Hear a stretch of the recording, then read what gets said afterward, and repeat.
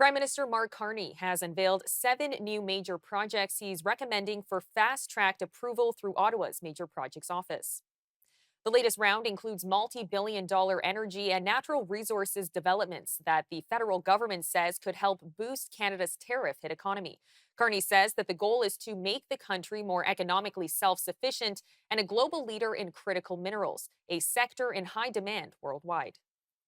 The reason for this meeting is to announce the second group, the second tranche of major projects that will be referred to what's known as the Major Projects Office.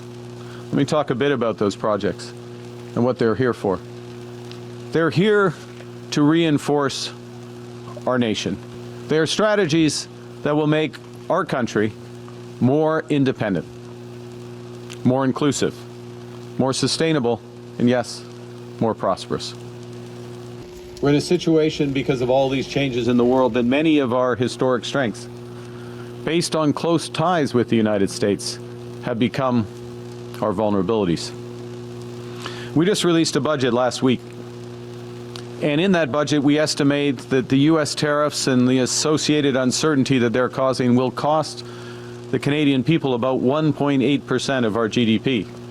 Silicim's will become Canada's second largest LNG facility with a capacity to export 12 million tons of LNG every year to new markets. It'll also be one of the world's cleanest LNG operations, with emissions an incredible 94% below the global average, and with the potential to reach net zero by the end of this decade. All while creating thousands of skilled careers and $4 billion contributions annually to our GDP. We're already amongst the top 5 global producers for 10 different critical minerals, and we hold rich geological endowment of all 34. But unlocking these resources through projects in the Ring of Fire in Ontario, La Fosse de Labrador in Quebec and Labrador, and right here, or almost right here, in the Golden Triangle in northern BC, this will attract hundreds of billions of dollars in new investment and create thousands of high-paying, not just jobs, careers, thousands of high-paying careers for miners, carpenters, engineers, and beyond across this country. Combined with the 5 projects announced back in September, these initiatives are worth an estimated $116 billion to the Canadian economy. I'm now joined in studio by our contributor, David Clement, to unpack the Prime Minister's latest announcement. Now, David, let's start with 7 new major projects that were announced to be fast-tracked. From your perspective, how significant is this move for Canada's economy, especially given the current pressure from the U.S. trade war? So, yeah, it is significant. It's estimated in total to be mobilizing $1 trillion in investments over 5 years. On a macro scale, is it really important for the Canadian economy? Yes. For the most part, a lot of these projects were projects that were just kind of held back by, let's say, foot dragging on the part of Ottawa in the approval process under the previous liberal government.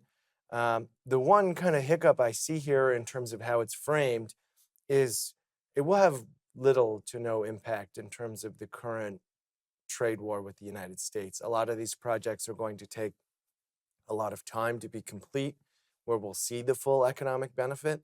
So we're talking about projects that will be completed once Trump is out of office and whoever is next, whether or not trade relations normalize. So some of the framing, I think, is a little misleading. The idea that this is going to solve the issues we have right now with the Trump administration and make our economy more resilient in the short term. That is not possible. But generally speaking, on the macro scale for the Canadian economy and long-term for the Canadian economy, a lot of these projects are a very welcome step in the right direction. And these projects, in large part, include big energy and critical mineral development. How well do these choices align with Canada's long-term strategy to become more economically self-sufficient and a leader in critical minerals that Mark Carney has really began emphasizing on? Yeah, it's I would say it's a big step but there is a point in which becoming self-sufficient and being a leader are mutually exclusive. And what I mean by that is you don't want to just be producing for the domestic market because the domestic market is small. Mhm. You don't want to rely on like one thing that the trade war with the US has exposed is maybe an over-reliance on the US for certain things. And so you want to be able to expand that. But I really think the long-term vision or goal here is to turn Canada into an exporter of these important critical minerals. And so, yes, being more self-sufficient, I would frame it as being less reliant on single sources is important, but really getting Canada into the export market, into some of these things, is, I think, the game changer. And if we use tungsten as an example, so the mine in New Brunswick, tungsten has a variety of applications, but the value in us becoming a player in that space is that China controls right now, let's say 80% of the market. And so we have an opportunity to upend the market, act as a source to get other countries away from reliance on China. That, I think, is where a lot of the long-term benefits are, is in our ability to turn Canada into an exporter for all of these things. And yesterday, following Mark Carney's announcement, Dominic LeBlanc announced that Ottawa is officially referring the Phase 2 Matiwin mine project to the country's new major projects office. And here's just a portion of what he had to say. By referring Nouveau Monde Graphite's Metiwani mine and the battery plant to the major projects office, the government is sending a very strong signal about the potential of this project for Canada's economy and for Canadian sovereignty. Once the mine and the plant are operational, Canada will be able to secure a supply of a critical mineral which is an essential component in clean energy technologies like electric vehicle batteries and energy storage systems, in addition to having a myriad of applications in national defense as well. Beyond supporting the decarbonization of our transportation sector, by leveraging Quebec's affordable and clean hydroelectric power, this mine will replace higher emitting sources of graphite that Canada currently has to import. As well, not only will this mine enable us to supply our own industries, again, as Eric identified, it will also enable us to supply G7 allies as part of a Canada-led critical minerals production alliance.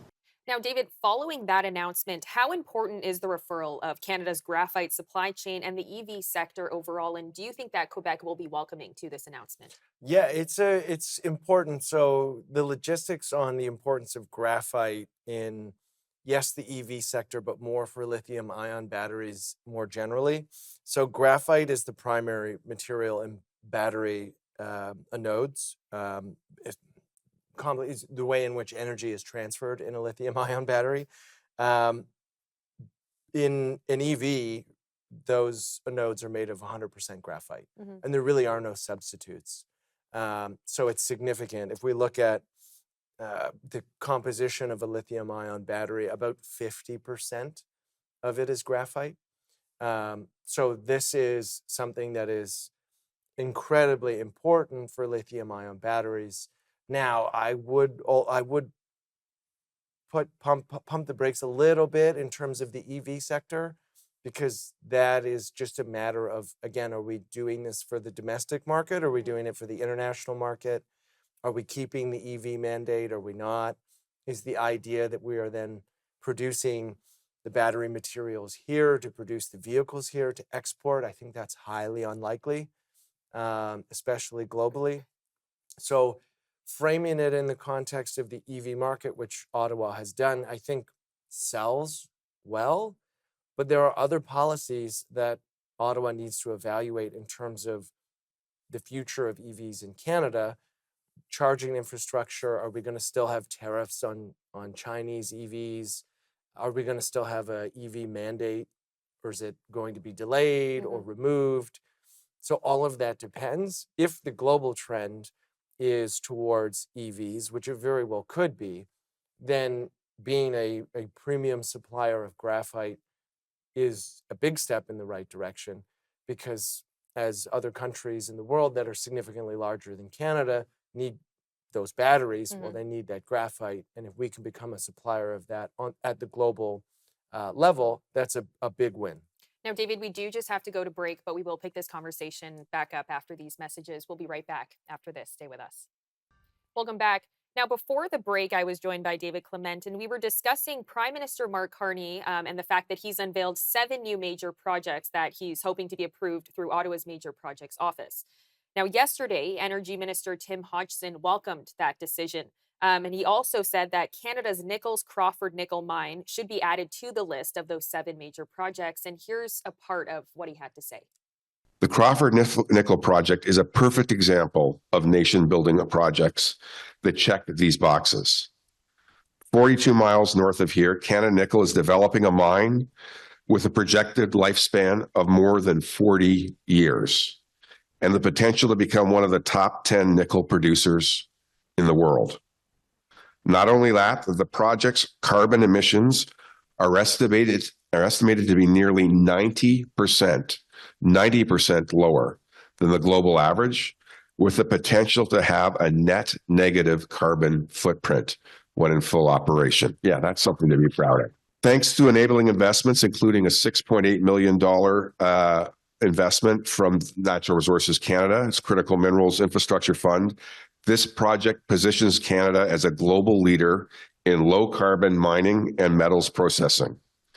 It will strengthen Canada's supply of clean, high-grade nickel for batteries and steel, while also creating thousands of good-paying jobs right here in Timmins and supporting many others in surrounding communities and industries.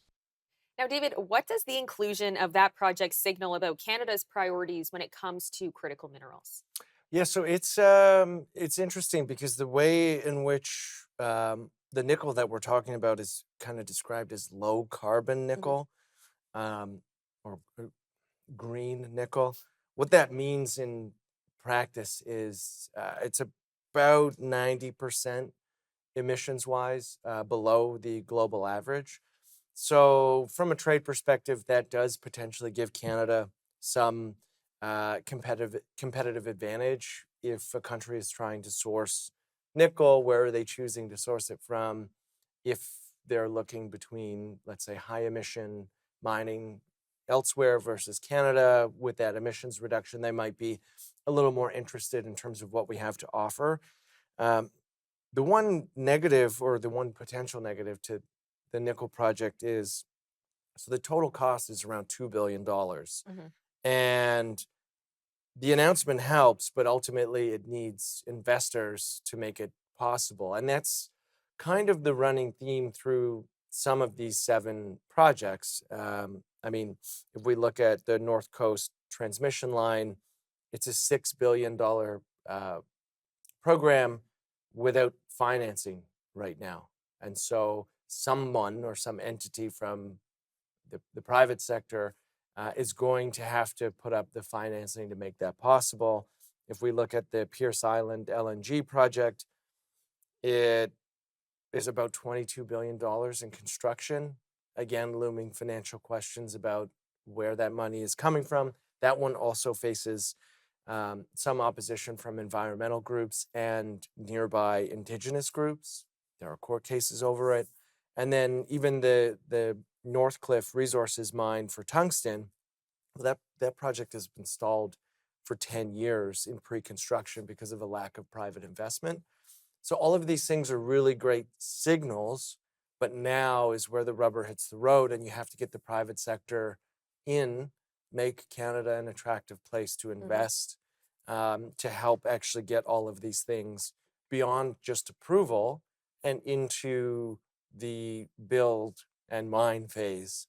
Otherwise, it's great that these have approval, but the approval really doesn't mean anything if they don't have the backing from the private sector to actually get them done.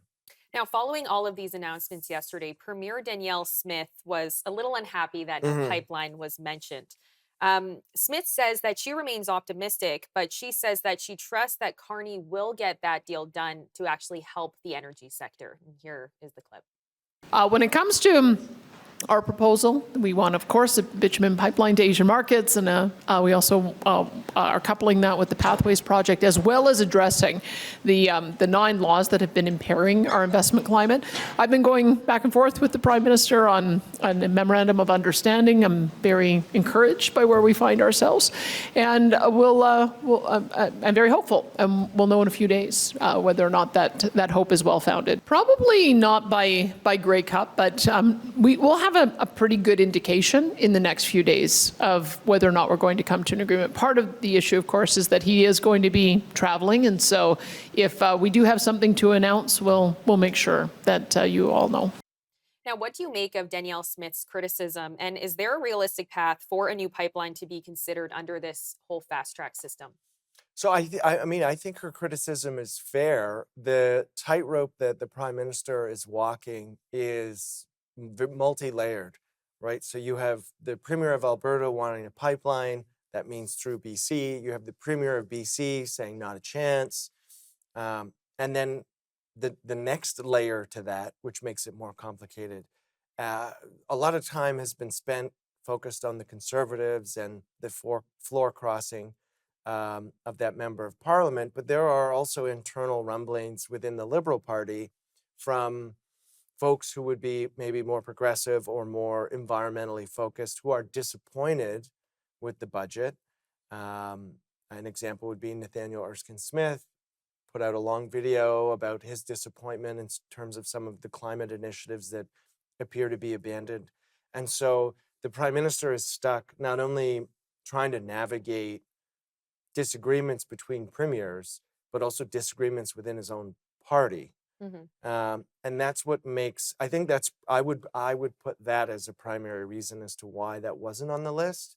But in terms of feasibility, I mean, the Premier of Alberta certainly seems to think it's feasible. The industry itself certainly seems to think it's feasible. And the world has been asking and knocking at the door for our resources in the oil and gas sector for the better part of the last 3 years, especially since the invasion of Ukraine by Russia. I mean, the Europeans, many European countries have gotten completely off of Russian gas. Lithuania is an example. Where did they get it? They got it from the US. Well, why did they get it from the US and not from Canada? Because it's really hard for us to transport this stuff across our own country. That is where the feasibility, I think, in terms of a pipeline comes into play, because the Japanese, the South Koreans, the Europeans have all said, yes, we're willing buyers if it can get to us. The problem is, can we get it to them? Well, David, thank you so much for breaking that down. We appreciate it. Not a problem.